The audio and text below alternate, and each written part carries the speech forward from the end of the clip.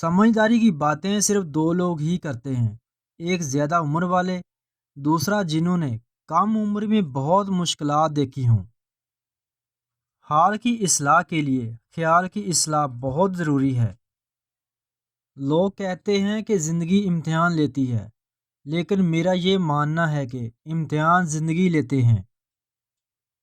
آپ اس انسان کو کبھی نہیں بدل سکتے جس کو اپنا برتاؤ غلط ہی نہیں لگتا۔ خوشی روح کا وہ مقام ہے جہاں آپ ہر چیز سے مطمئن ہو جائیں۔ جو شخص برداشت کا فن جانتا ہے وہ زندگی کی کوئی جنگ نہیں ہار سکتا۔ تمہاری اصل ہستی تمہاری سوچ ہے، باقی تو صرف ہڈیاں اور گوشت ہے۔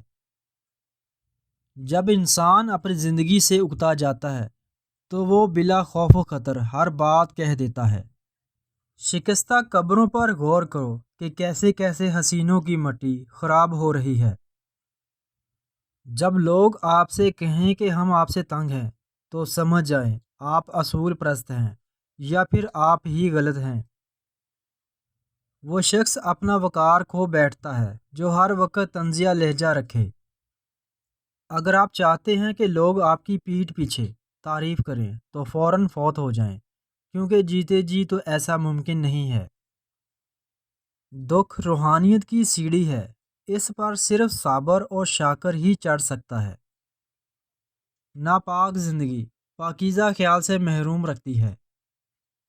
تمہارے جسم کے یہ اعضاء اگر سن ہونے لگیں تو یہ موت قریب آنے کی نشانی ہے۔ تمہارے پاؤں کا انگوٹھا اور پاؤں کی تلی۔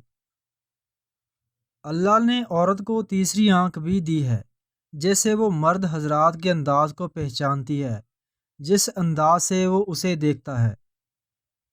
آج نوجوان برائی میں اس لیے مبتلا ہے کہ اچھے لوگ ان کے سامنے اچھی بات کہنے پر شرم محسوس کرتے ہیں۔ کسی کو زیادہ سیدھا سادہ بھی نہیں ہونا چاہیے۔